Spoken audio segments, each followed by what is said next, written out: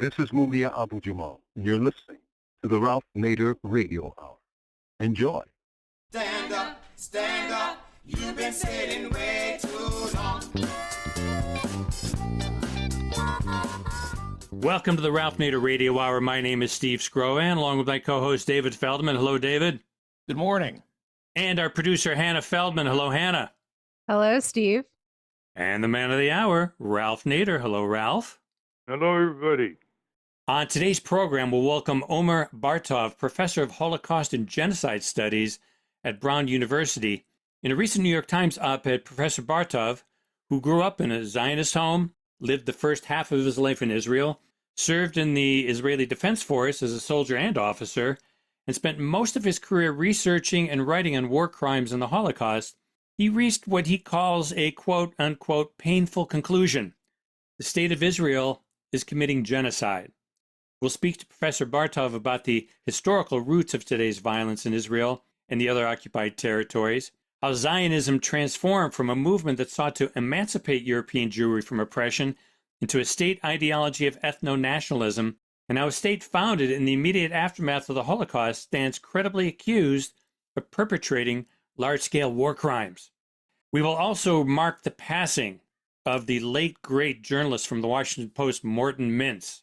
As always, somewhere in the middle, we'll check in with our indomitable corporate crime reporter, Rosa Mokhyber. But our first guest knows a genocide when he sees it. David? Omer Bartov is a professor of Holocaust and Genocide Studies at Brown University. He has written widely on modern Germany, France, the Holocaust, and representations of war and genocide. He is the author of Mirrors of Destruction, War, Genocide, and Modern Identity, and the forthcoming book, Israel, What Went Wrong. And he's penned a New York Times op-ed entitled, I'm a Genocide Scholar, I Know It When I See It. Welcome to the Ralph Nader Radio Hour, Professor Omer Bartov. Thank you very much.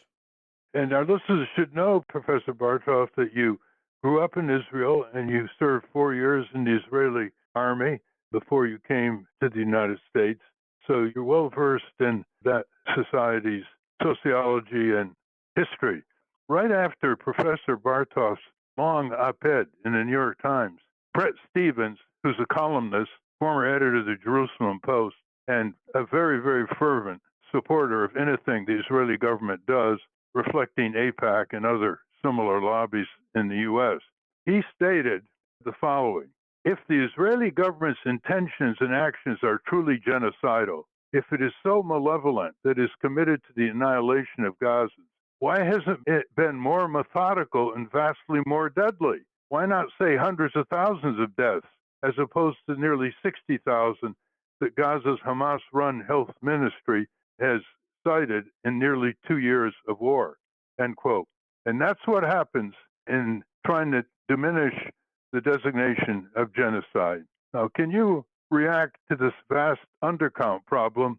Imagine if it was applied to the Nazi Holocaust and they only estimated 600,000 Jews instead of 6 million. Could you analyze this vast undercount, which is one of the rebuttals you are constantly facing, I'm sure, when you make the argument which you're about to make on why it is a genocide in Gaza?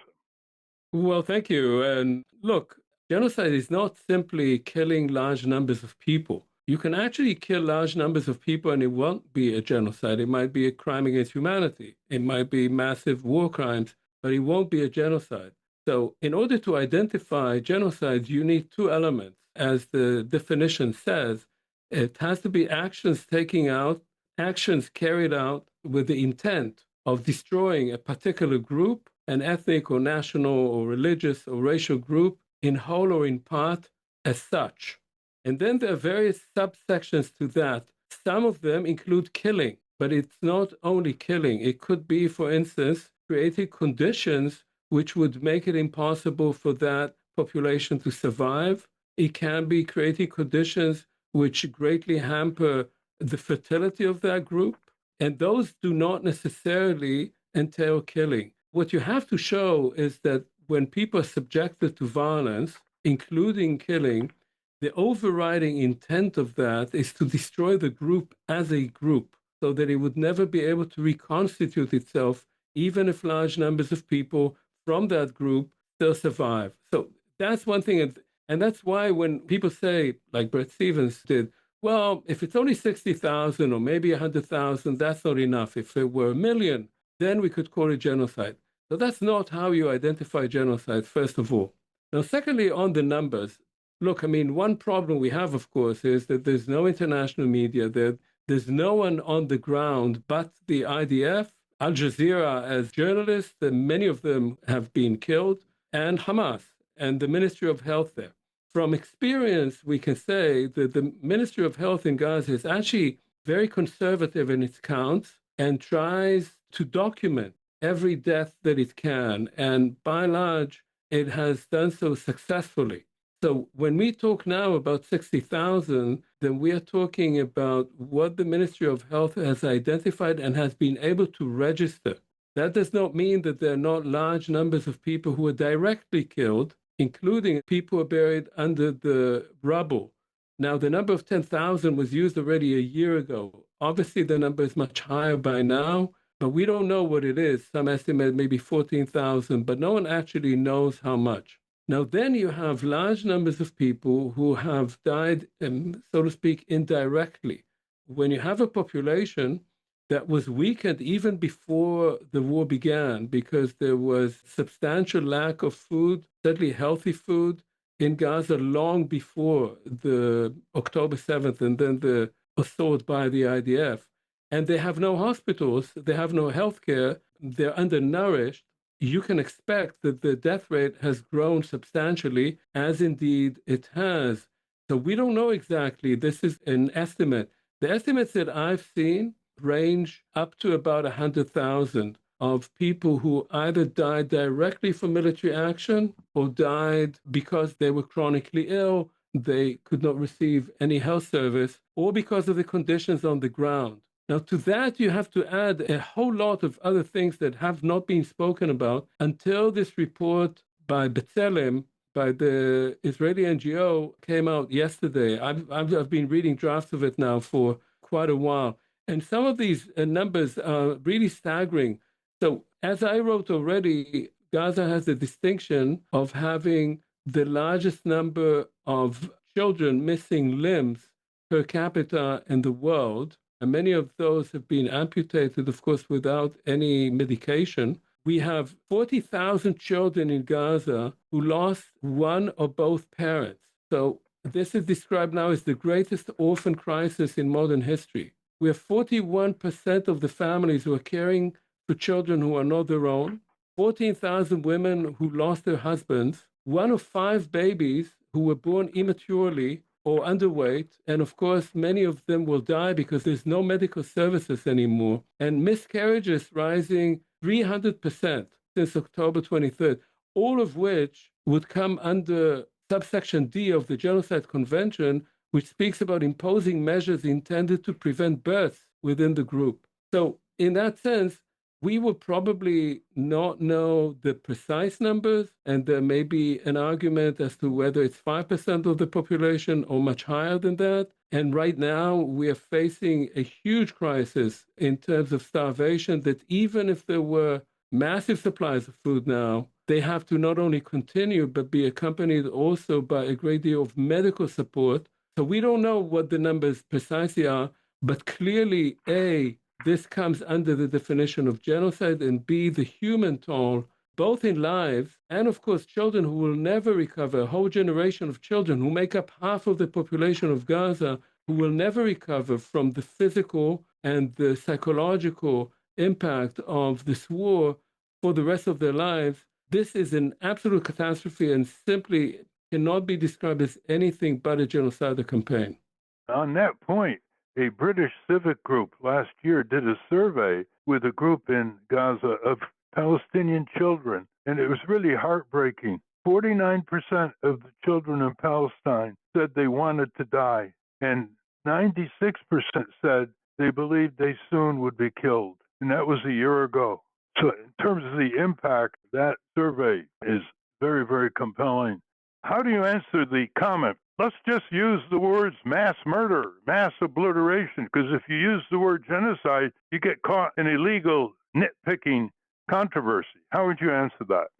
Well, look, I mean, as I said before, I actually think that speaking about genocide is important precisely because when you identify a particular event as genocide, it's part of the legal framework of international law that was created after World War II. And there are obligations to stop it, and there are obligations to punish people so that there won't be. Israel has now enjoyed, of course, impunity for almost 2 years, but at least that you would eventually be able to punish the people who are responsible for this.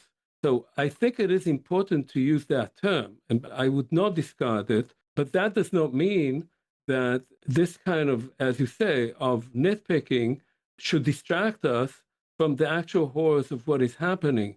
My own sense is, and this takes me back to the war in the former Yugoslavia. It took about 2.5 years until people finally shook themselves out of their passivity. And that was a horrible war that was happening inside Europe.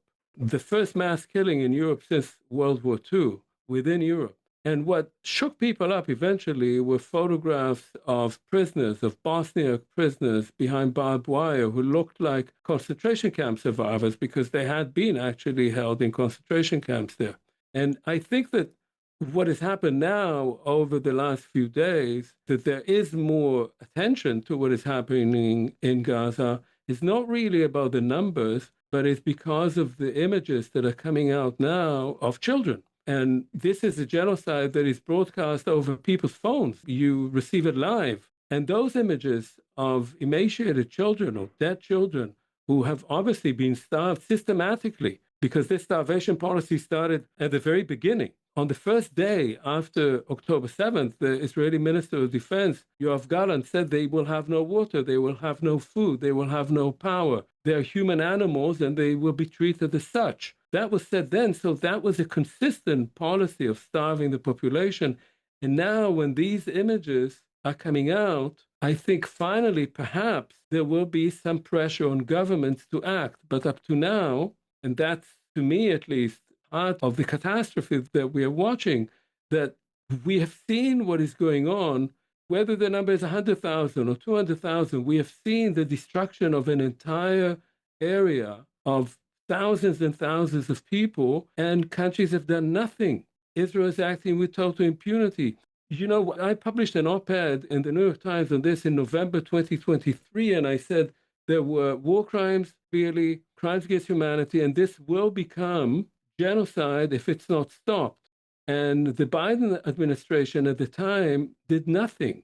President Biden could have stopped that within 2 weeks. The Israeli military machine cannot function for more than 2 or 3 weeks without constant supply of munitions, without constant supply of financial help, and most importantly, without a diplomatic Iron Dome, especially in the Security Council.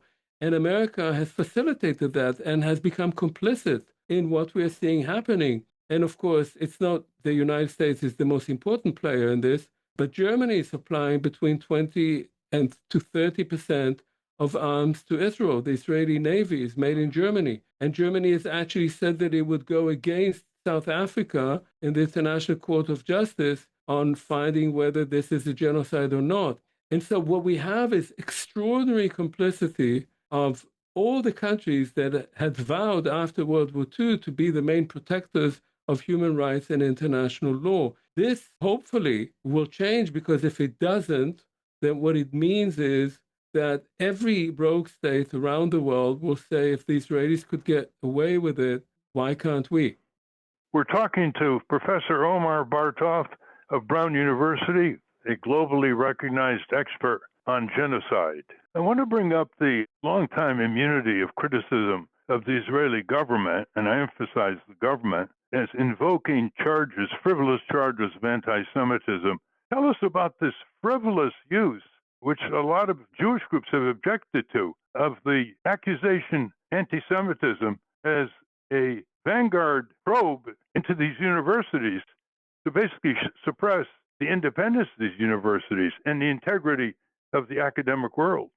Yeah, look, I mean, this actually started, as you know, before the Trump administration. It started under Biden. The idea of using allegations of anti-Semitism to discredit any criticism of Israel has, of course, a long history, but it became most effectively weaponized by Benjamin Netanyahu over his many years as prime minister, especially through a particular definition of anti-Semitism, the IHRA definition, known as the IRA definition of anti-Semitism, which has a line defining the anti-Semitism, which is fine and good, and then 11 examples of what kind of speech could be seen as anti-Semitic. And out of those 11 examples, 7 have to do with the state of Israel. And the people who wrote it themselves at the time as what they called a working definition. That came to influence both European countries. In Germany now, it's the official definition of anti-Semitism, and it is filtered into the United States as well. This is a concerted attempt, first of all, by Israel to divert any criticism of Israel, claiming that it's anti-Semitic. So that is one part of it. The second part of it is that after October 7th, when there were protests on my campus and on many other campuses, in which, of course, many of the protesting students were Jewish students, and they were protesting against what they saw Israel doing and what was being done with American taxpayers' money. All these bombs are made in America, and all the airplanes that are carrying them are made in America, and they were protesting against that.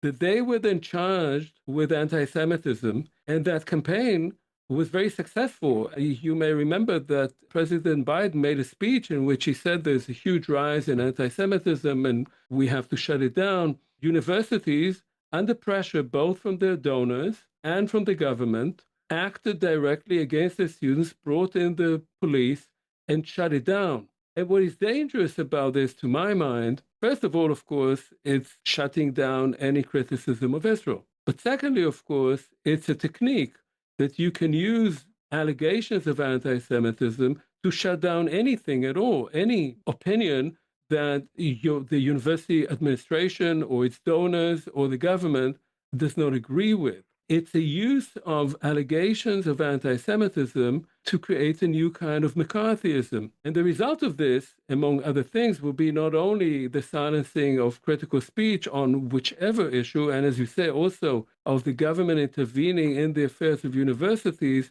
it will actually bring more anti-Semitism. Because if you say that you're shutting down speech because of anti-Semitism, who are the people who are pushing that? It must be all kind of Jewish interests that are pushing that. And in that sense, this false campaign against anti-Semitism, some of whose leaders are people with pretty good anti-Semitic credentials themselves, is the best way to promote and incite anti-Semitism. This is happening in this country, and anti-Semitism is alive and well. And it's happening in Europe as well. And all of this beginning with an attempt to defend the indefensible, that is to defend Israeli policies against Palestinians, not only after October 7th, but to defend the entire apparatus of occupation that Israel has exercised for most of its existence since 1967. That, to me, the idea that people are protesting against oppression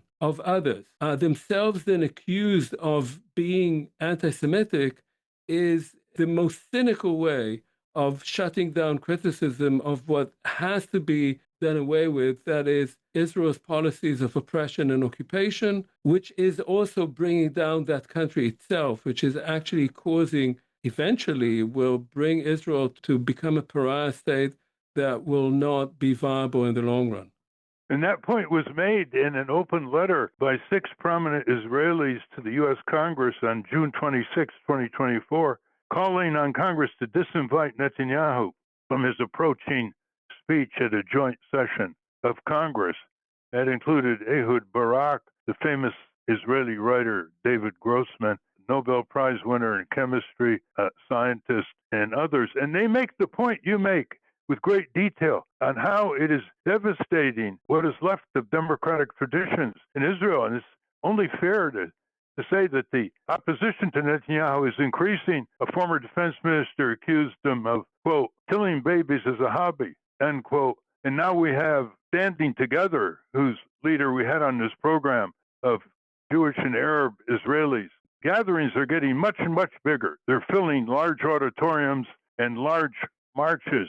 Are you heartened by that? Of course, we've always had 16 or more Israeli human rights groups speaking out. They did in December 13th, New York Times, demanding of Biden to stop, quote, the catastrophe in Gaza, end quote. And that was in December 2023. Imagine what's happened since. Are you heartened by that? Or do you think that the polls that show that most Israelis not being exposed to mass media reports of what's going on in Gaza a few miles away are the prevailing force left? Indifference or actually the aggressive support of the I.D.F. killing Palestinians? How do you read Israeli society dynamics at the present time? So first, let me just say that the fact that Netanyahu was invited to the United States, met the president in the White House, made speeches to Congress, and he's a war criminal. It's a stain on American democracy and American rule of law and American respect for international law. So that's just by the by. Look, I mean, the situation in Israel is complicated, but I will say that there are people there who are very brave and they are under threat, such as the people who wrote this report by B'Tselem. I know many of them personally. The former Minister of Defense and Chief of Staff, Moshe Bogi Ya'alon, who was with me in officers course 50 years ago, but he became Chief of Staff and I didn't, said already in November last year that what Israel was doing in Gaza was ethnic cleansing. The former Prime Minister, Ehud Olmert, said that the IDF is carrying out war crimes. And there are people, including, I think, more people of my generation, unfortunately, who are standing in the street with photographs of dead Palestinian children and protesting and being spat at and attacked by the police and humiliated. And these are people in their 60s and 70s who are doing that. So I greatly admire those people, but they're a tiny minority. And I would say that the population of Israel, by and large, is divided into two groups. About 30% of the population with the far right. They support Ben Gvir and Smotrich, those people who are Jewish supremacists, who are racist, and who are calling for ethnic cleansing and genocide in Gaza, speaking about it openly day in, day out. And they have probably about a third of the population behind them. The other two-thirds, I would say, they dislike greatly Netanyahu because Netanyahu is seen by most Israelis as being the main culprit, the person most responsible, first of all, for October 7th and for carrying out a war which, quite apart from the horror that it visited on Palestinians in Gaza and, of course, also mass violence in the West Bank, has been completely unsuccessful. It's a terrible war in which also hundreds of Israeli soldiers died for nothing, just to realize the desires, the ideological goals of these far-right individuals in the cabinet. So they don't like Netanyahu. They want the hostages back. They want the war to end. And yet most of them don't really care about what's happening to the Palestinians. There's widespread indifference to what is actually happening in Gaza itself. And one has to understand, I mean, many Americans and others, when they get news from Israel, they read the English pages of Haaretz, which is now the most important paper in Israel. But Haaretz is read by very few Israelis. The Israeli media, certainly television, does not show any pictures from Gaza. If every once in a while something is shown about innocent civilians killed in Gaza, it comes up on Israeli television as a problem of selling our case, that this is not good for us on the international arena. There's no moral responsibility, there's no empathy being shown, and much of the population shares that view. To me, as someone who was raised in Israel, spent half of my life there, served 4 years in the army, to see my own society, including some of my friends, show this kind of moral callousness is frankly quite heartbreaking. And I have to say, it's the result of a long process. It's not only a response to October 7th, it's the result of, 6 decades of occupation, of thinking of Palestinians as not really people who have any right to have rights or any right to health, to security. And in that sense, that long-term occupation has corrupted much of Israeli society. And maybe the most surprising thing is that there's still extraordinary people there who are fighting against that, but their numbers are diminishing, not growing.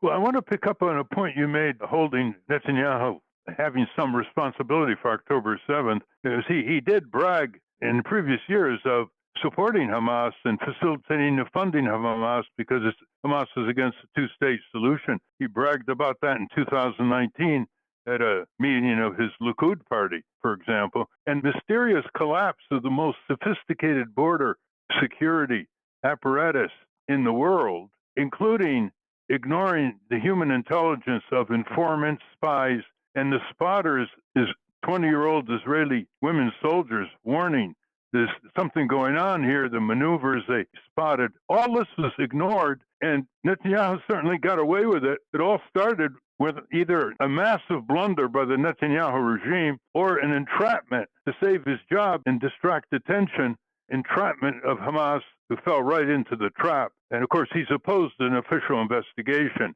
ever since October 7th of the collapse of the multi-tier border security apparatus. What is your view of all this? I mean, this is really very generic. It's very important to focus on that. So, look, I mean, I'll say two things. First of all, when October 7th happened, the first association I had was October 6th, because on October 6th, 1973, I was a soldier in the Israeli army when Israel was attacked by Egypt and Syria. And it was a terrible war. A number of my friends were killed in it. 3,000 Israeli soldiers were killed, and of course, far larger numbers of Syrian and Egyptian soldiers. And the shock of that had to do with the fact that Israel was so arrogant about its own power, since only 6 years earlier, of course, it won the 1967 war. And Israelis were saying, including army generals, ministers of defense, were saying, well, what can the Arabs do to us? We can get away with anything. And so much of that fiasco was a result of arrogance. And October 7th, part of it was exactly the same thing. Israel has ruled over Palestinians for much of its existence. Yes, they can throw rocks. Yes, they can lob a few rockets at us. But there is no way that they can do anything serious to us. We're so much stronger than they are. And we don't even think of them as full human beings. They're not on our level of civilization and culture and technology. And so when that happened on October 7th, and there was a huge amount of arrogance by these officers who were getting reports, as you say, from these young women. Many of them were later killed, by the way, or taken hostage, these young female observers. They were saying, well, what do you know? These guys can't do anything to us.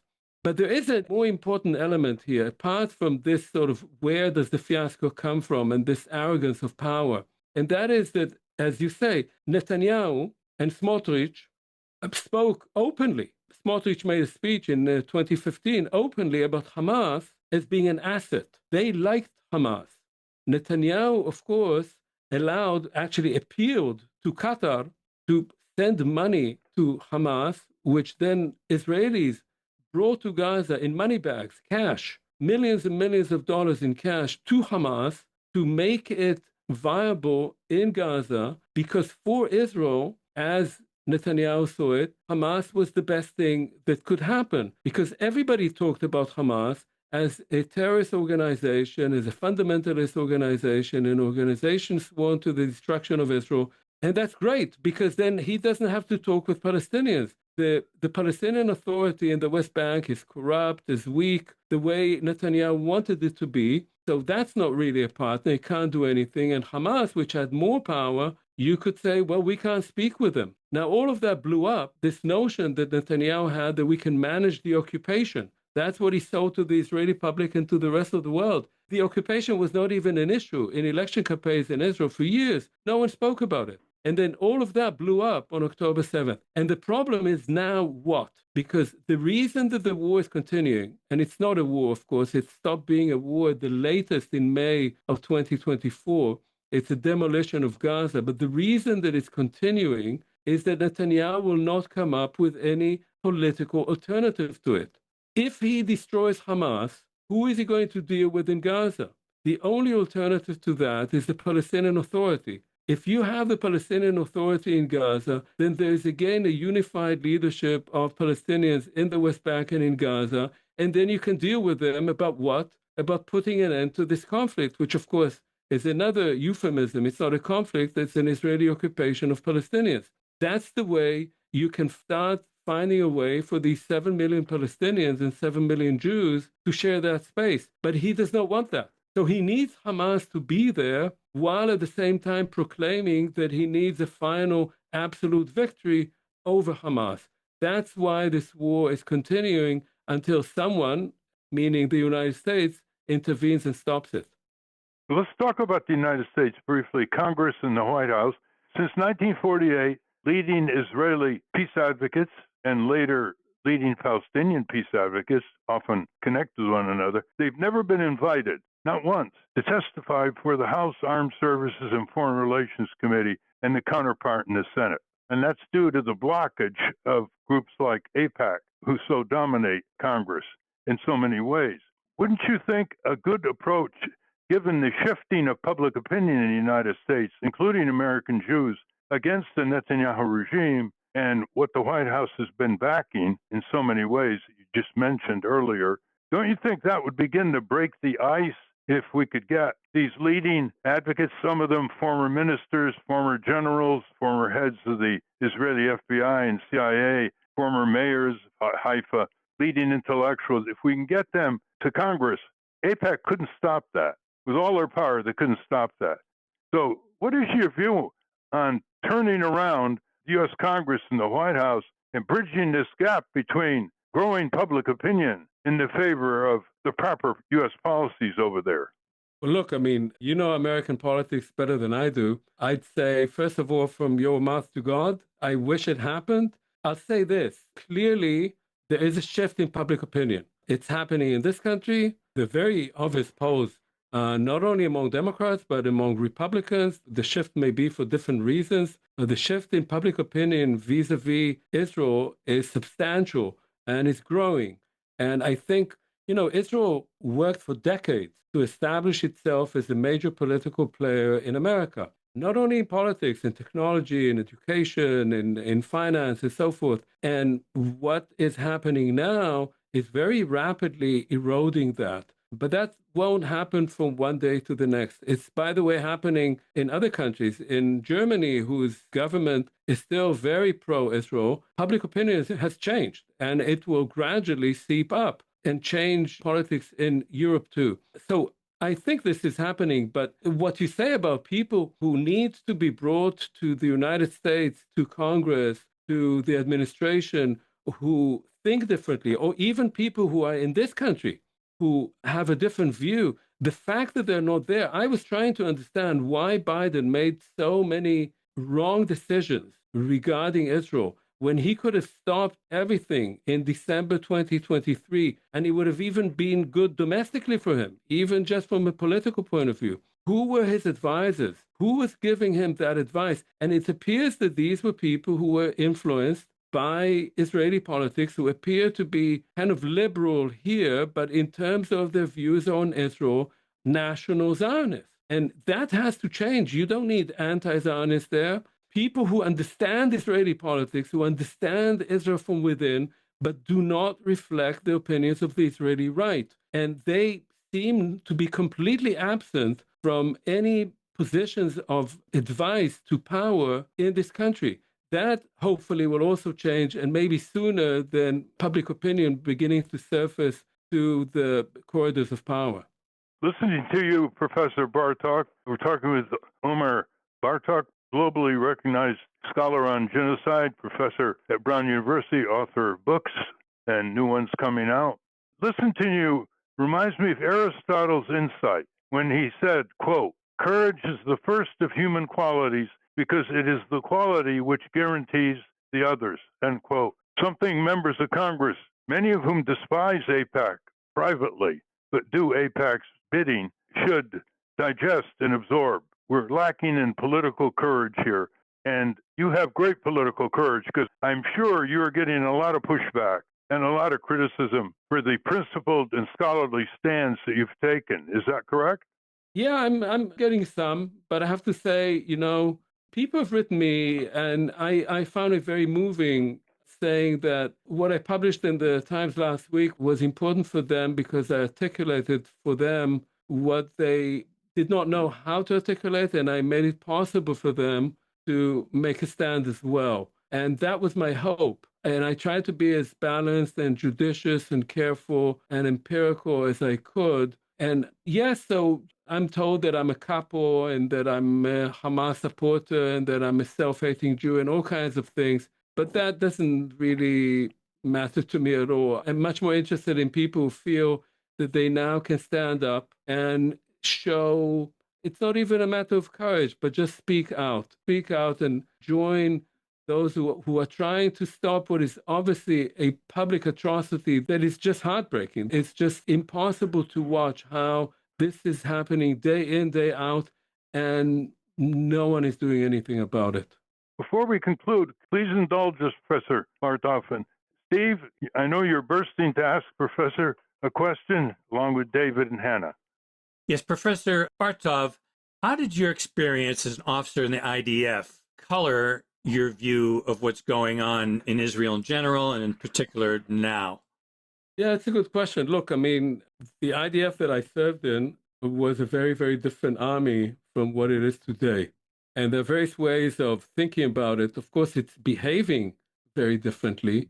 Armies are never, despite the inclination to call the I.D.F. or those who call it the most moral army in the world, it's not, and never was the most moral army in the world. And armies generally, that's not what they do. They're about killing. But what the Israeli army is engaged in now is something that would have been unthinkable entirely in the army that I served in. But why is that? So part of it is that the people who serve now in infantry and armored units, those who, the grunts who are serving in the I.D.F. now come from completely different social and ideological circles than the ones that I came from and many people who served with me came from. We came from secular background, often with sort of socialist traditions. I myself was born in a kibbutz, and there were very few people who served with me who belonged to the more, what was then only appearing, the kind of national religious group. By now, the settler movement, which began as Gush Emunim, the Bloc of the Faithful, after 1967, and I served in the early 70s, right? By now, large numbers of not only soldiers, but battalion, brigade commanders, division commanders, come from these circles. They are ideologically driven. They are anti-democratic, they are messianic, they're racist, and they're very violent. So what you have in the Israeli army now, by many reports in Gaza, you have these kind of militias. You have brigades that are run by their own brigade commanders who do whatever they like. The discipline in the Israeli army was never very strong, but these guys are completely outside of any bounds of discipline. The high command doesn't have any control over them in terms of what they do. And so when you watch all these social media posts that are all over the place of Israeli soldiers in Gaza, it's those guys, it's those people, and they're being driven by their commanders. If you look at what's happening in the West Bank, people talk about, okay, there's Palestinians there, there's settlers, and the army is in between them. But most of the soldiers there are settlers who were put into uniform. They're simply settlers who are soldiers. So it's clear on whose side they are. So it's a very, very different army. People who come from the better educated parts of the country serve either now in intelligence, which is a huge arm of the military, or in the Air Force. And one of the most extraordinary things is, because one has to understand, most of the people who were killed directly by Israeli military action were killed by bombs, by Air Force bombs.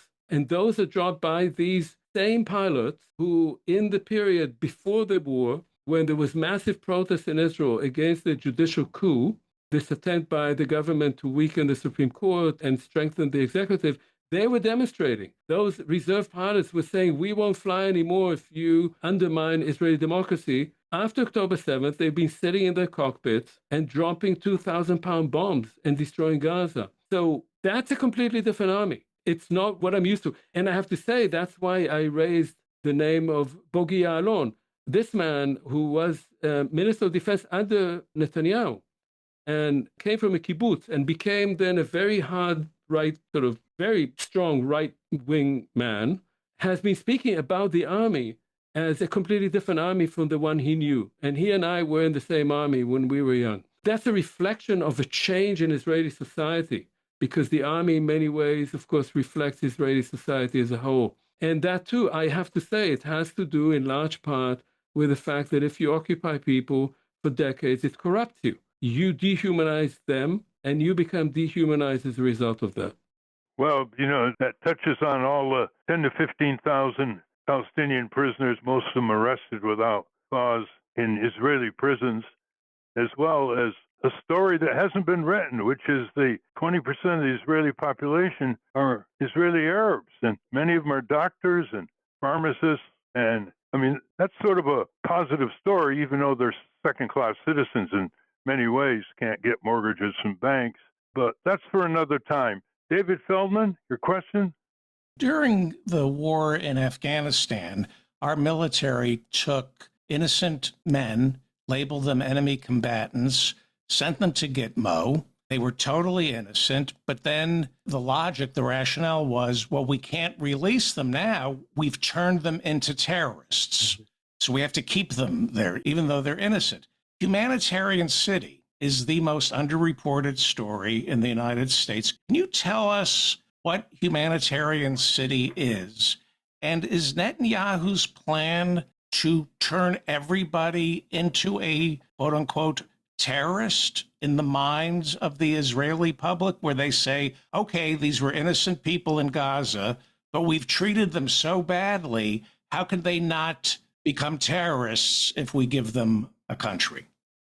First of all, right after October 7th, but of course, even before that, for Israelis, Gaza was a kind of black hole, and the people in Gaza were not really considered. Over time, initially, there was interaction with Gaza right after 1967, but gradually, and certainly after Hamas took over, it started being seen by most Israelis as sort of just a place that is not human. I served in Gaza in the early 1970s, or mid-1970s, and even then it was a difficult place to live in. But mentally for Israelis, Gaza started becoming a place that you just come into every once in a while and mow the lawn, as it was called, mow the grass. You just bomb it for a bit to keep them quiet. After October 7th, the talk was immediately, including by the president of the state, who is not even from the Likud party. He was once head of the Labour Party in Israel, who was saying in Gaza there are no uninvolved people. So the whole tenor of the conversation was, long before what you're saying now, that they're all involved. It doesn't matter. When we say human animals, we don't mean Hamas. We mean everybody. They just have to be done away with. But specifically, as the I.D.F moved in, it started arresting people right and left. And those people were taken to Israeli jails or detention centers.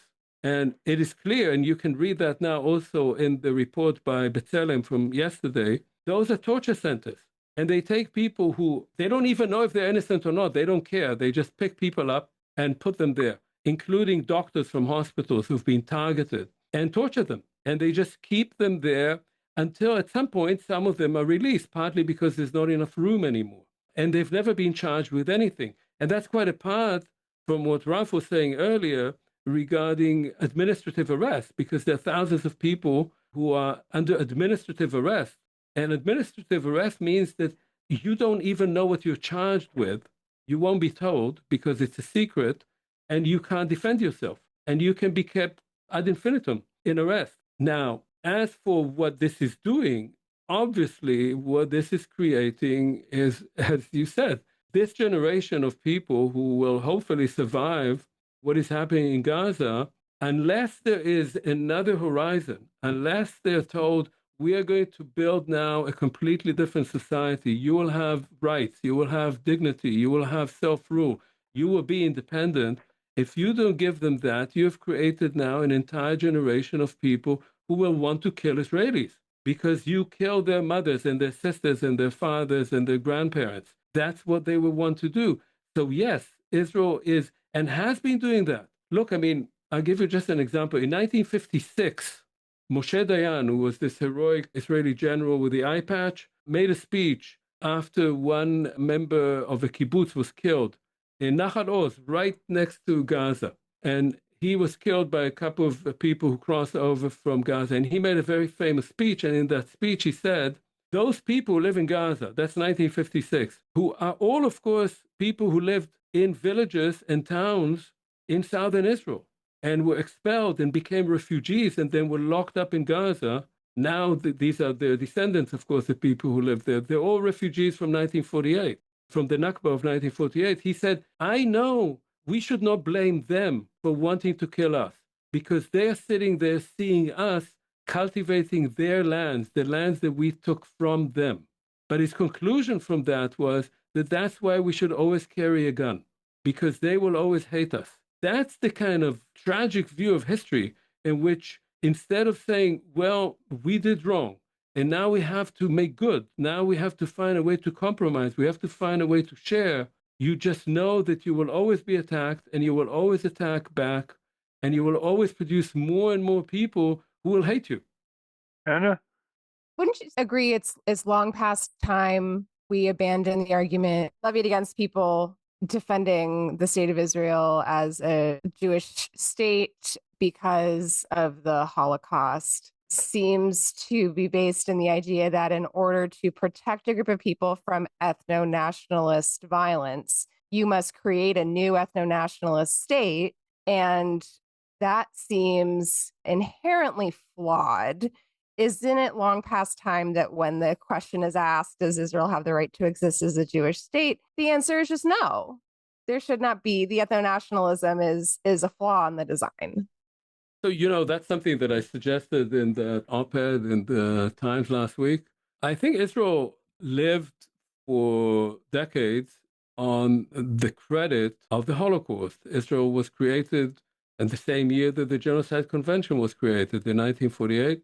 It was seen by its own citizens and by much of the rest of the world as the answer to the Holocaust. It was supposed to be the place where Jews would be safe and will no longer be a minority and will have their own army and their own government and police and so forth, and not have to depend on the goodwill of others. And it ran on that credit to the extent that, and increasingly so, that whenever it felt threatened, including threatened by Palestinians throwing rocks at soldiers because they don't want to be bossed around by another group, it immediately perceived that as an existential threat, as Auschwitz behind the corner, and responded with disproportionate violence and argued that nobody has a right to tell the state of Israel what to do. We may believe, yes, international law and all that, but if our existence is threatened, then we don't care about any of that. And look what happened to us during the Holocaust when the nations of the world stood by and we were murdered. That's the kind of logic that Israel has thrived on for a long time and has become, with that logic, increasingly violent. Now, what can we say about it? Look, I don't think that we can tell any group whether it has a right to self-determine or not.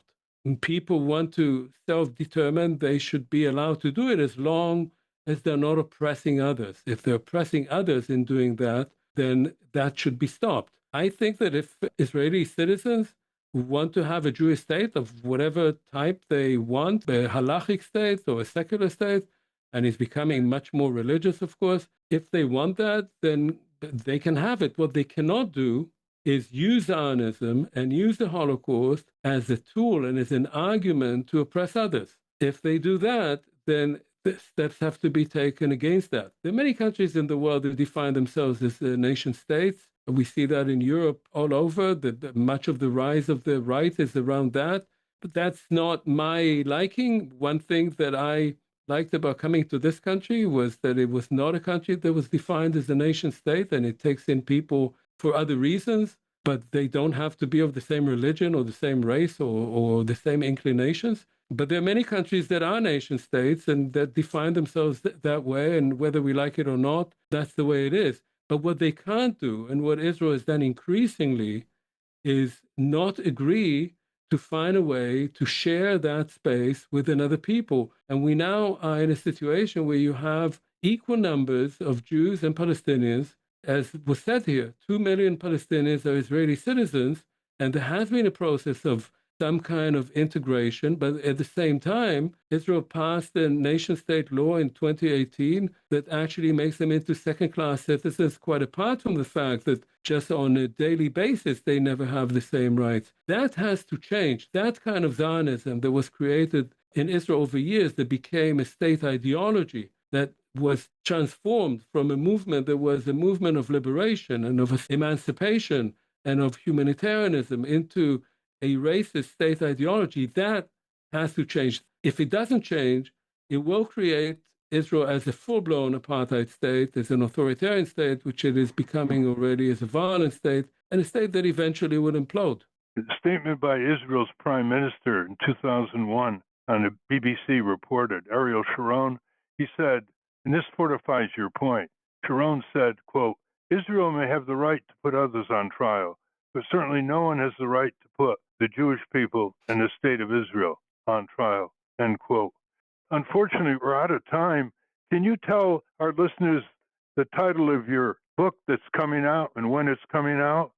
Absolutely. The book is called Israel, What Went Wrong, and it's coming out in April in the US, the UK, and France, in Greece. And Israel, I would think. Yes, fat chance. And we're promoting on all our lists your op-ed in the New York Times, which serious readers consider a real breakthrough. And we're also highlighting a more detailed interview by a Times reporter, Daniel Waken, who, yes, about the same time that you had your op-ed, conducted a prolonged interview with you, and we're going to promote that on all our lists. Before we conclude, Professor Bartov, is there anything else that you'd like to say to our listeners? No, just thank you very much for hosting this, and thank you to you especially. It's an honor to be speaking with you. Well, thank you for your forthrightness, your scholarliness, and your willingness to make more than a cliche out of the statement speaking truth to power, because you also speak justice to power. Thank you, Professor Bartov. Thank you. We've been speaking with Professor Omer Bartov. We will link to his work at ralphnaderradiohour.com. When we come back, we're going to do a tribute to the late, great journalist Morton Mintz. But first, let's check in with our corporate crime reporter, Russell Mokhiber. From the National Press Building in Washington, D.C., this is your Corporate Crime Reporter Morning Minute for Friday, August 1, 2025. I'm Russell Mokhiber. Rob Hager, a public interest attorney and citizen activist who represented victims of corporate crime around the world, died on July 3, 2025 at the age of 80 at his home in Santa Fe, New Mexico.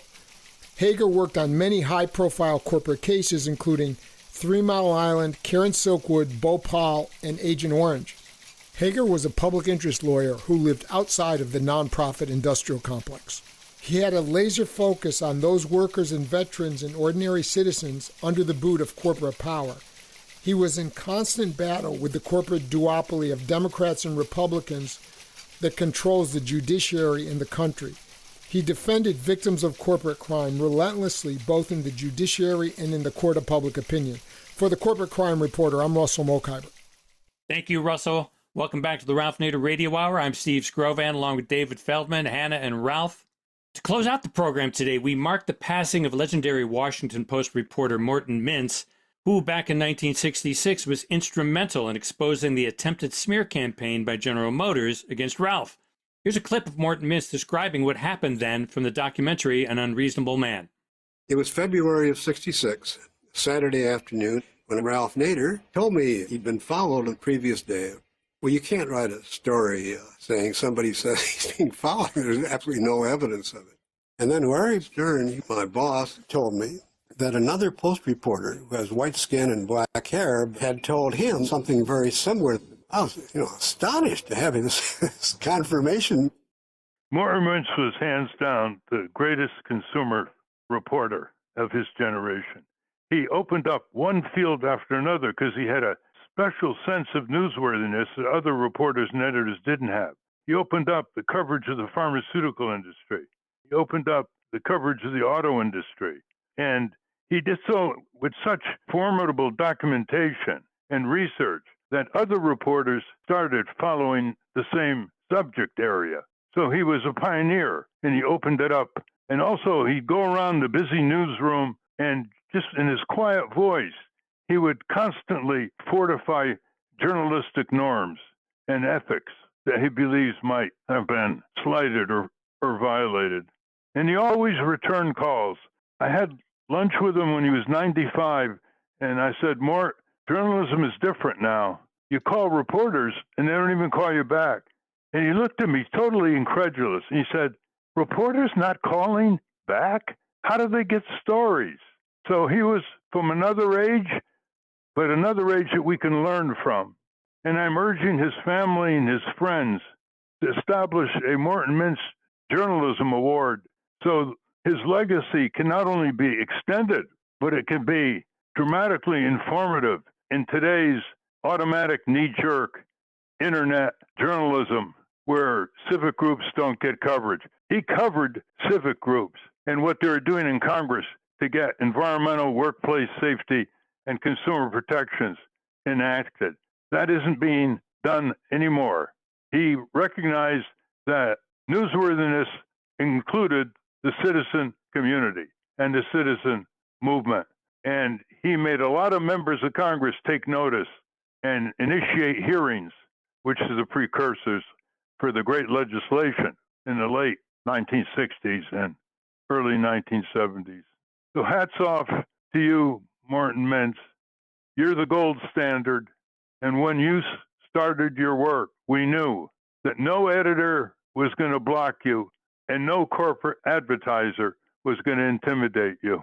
That's why we called your work the gold standard. Thank you for that, Ralph. I want to thank our guest again, Professor Omer Bartov. For those of you listening on the radio, that's our show. For you podcast listeners, stay tuned for some bonus material we call the Wrap-Up, featuring Francesco DeSantis with In Case You Haven't Heard. A transcript of this program will appear on the Ralph Nader Radio Hour Substack site soon after the episode is posted. Subscribe to us on our Ralph Nader Radio Hour YouTube channel. And for Ralph's weekly column, it's at nader.org. For more from Russell Mokhiber, it's at corporatecrimereporter.com. To order your copy of the Capitol Hill Citizen, Democracy Dies in Broad Daylight, it's at capitolhillcitizen.com. And remember to continue the conversation after each show. Go to the comments section at ralphnaderradiohour.com and post a comment or question on this week's episode. The producers of the Ralph Nader Radio Hour are Jimmy Lee Wirt, Hannah Feldman, and Matthew Marin. Our executive producer, Alan Minsky. Our theme music, Stand Up, Rise Up, was written and performed by Kemp Harris. Our proofreader is Elizabeth Solomon. Join us next week on the Ralph Nader Radio Hour. Thank you, Ralph. Thank you, everybody. Listen to me, people. Do you understand? We gotta stand up. Oh, you've been sitting way too long. Oh, step up. You know what's right and you know what's wrong. Rise up. Don't let the system hold you down. Stand up. Hey, stand up. Hey, you've been sitting way too long. Stand up. Oh, you should step up. Step up. I think that you should step up. Rise up. Rise up and take on the power.